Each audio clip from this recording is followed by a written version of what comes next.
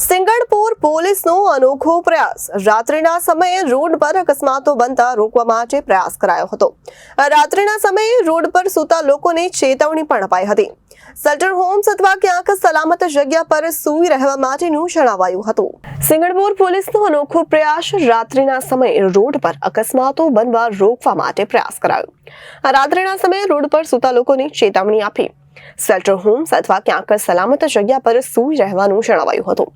જ્યાં નોકરી કરતા હોય ત્યાં બિલ્ડર કે કોન્ટ્રાક્ટર સૂવાની વ્યવસ્થા ન કરે તો પોલીસને જાણ કરો। કન્સ્ટ્રક્શન સાઇટ પર કામદારોની સૂવાની સગવડ કરવાની હાકલ કરી। કોઈ વ્યક્તિ કે કોન્ટ્રાક્ટર આનાકાની કરે તો પોલીસને સંપર્ક કરવા સિંગણપુર પીઆઈએ જણાવ્યું હતું। પાલિકાના વહીવટી તંત્ર સાથે સંકલન કરી કતારગામ તાપી નદીના કિનારા પાસે આવેલ શેલ્ટર હોમ્સ ખાતે રહેવાની સગવડ કરી આપવામાં આવી। રાત્રિના અકસ્માતમાં રોડ પર સૂતા લોકોના જીવ જતા હોય છે।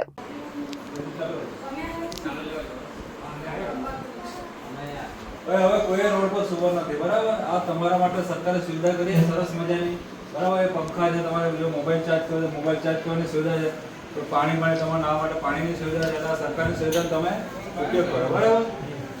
આમાં તમારે શું ખાલી એક આધાર કાર્ડ જોઈશે ને? આધાર કાર્ડ એક ઝેરોક્સ।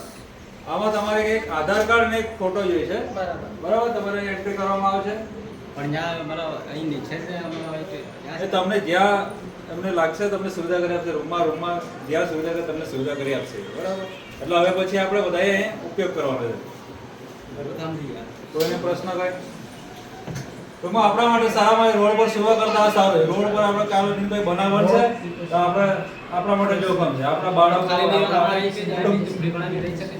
હા, એ કોઈ બધું ફ્રી ઓફ ચાર્જ છે, કોઈ પૈસા લેવામાં આવવાના નહીં, કોઈ ચાર્જ નહીં। તમારે ખાલી આધાર કાર્ડની આધાર કાર્ડની જરૂર છે, બરાબર। આધાર કાર્ડની ઝેરોક્ષ ને ફોટો। હા, તો તમારે બીજો કોઈ પ્રોબ્લેમ હોય તો પોલીસ તથા છે આપણા કોર્પોરેશનવાળા તમને મદદ કરશે જે જરૂર હોય, બરાબર।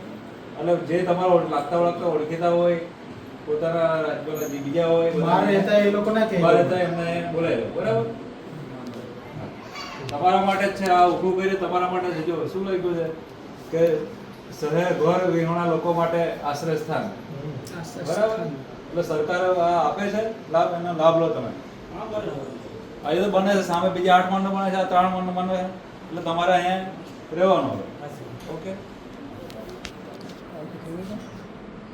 लोग सब अपनी तरीके से सही सलामत जगह ढूंढेंगे और हम भी आपके लिए सही सलामत जगह ढूंढेंगे। और सबसे अच्छा ये है जिन लोगों के लिए आप काम करते हो, जिस कॉन्ट्रैक्टर के लिए काम करते हो, जिस बिल्डर के लिए काम करते हो, तो अच्छा ये है कि आप वहीं पे रहना रखो। अगर वो लोग आपको रहने का ठिकाना नहीं दे रहे तो आप पुलिस थाने पे मेरे पास आए, साहब हम ये बिल्डर है, ये हमारा कॉन्ट्रैक्टर है, यहाँ हम काम करते हैं, ये लोग हमको यहाँ सोने नहीं देते। रोड पे सोना कभी भी मुनासिब बात नहीं है, क्योंकि आपके बीवी बच्चे और आपके खुद की सलामती है, वो जिम्मेदारी आपकी और हमारी दोनों। आप लोग हजारों किलोमीटर काट के यहाँ रोजी रोटी के लिए आते हो, तो बेटर ये है, अच्छा आपके लिए है कि आप यहाँ से कुछ कमा के अपने घर अपने गांव वापस जिंदा जाओ। कोई भी हादसा होता है तो वो अपनी गलती से ही होता है, ठीक है। हमारी जिम्मेदारी ये है कि हमने आपको समझाया रोड पे आप मत सो। रोड पे सोना भी कानूनन है, वो लीगल बात नहीं है, ठीक है।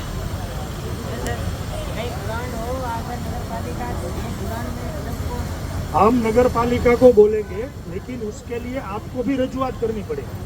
हम अपनी तरीके से यहाँ के जो नगर पालिका के ऑफिसर है उन लोगों को हम बताएंगे, ठीक है। लेकिन मेरी सबसे 2 हाथ जोड़ के विनती है कि रोड पे कोई आदमी नहीं सोएगा, ठीक है। अगर आप अभी आपके पास टाइम है, रोड पे आप आज के दिन निकालो, कल निकालो, लेकिन सलामती रख के। इतना बोलने के बाद मैं आपसे विनती करता हूँ कि आपके बीवी बच्चे को कुछ होना नहीं चाहिए, ठीक है। और कोई भी आदमी रोड पे दूसरे आदमी के साथ झगड़ा नहीं करे, ठीक है। चलो मैं 1 हफ्ते के बाद आऊँगा, ठीक है, लेकिन तब आप रोड पे कोई मिलना नहीं चाहिए। रिपोर्टर अरविंद राठौड़, जनादेश न्यूज, सूरत।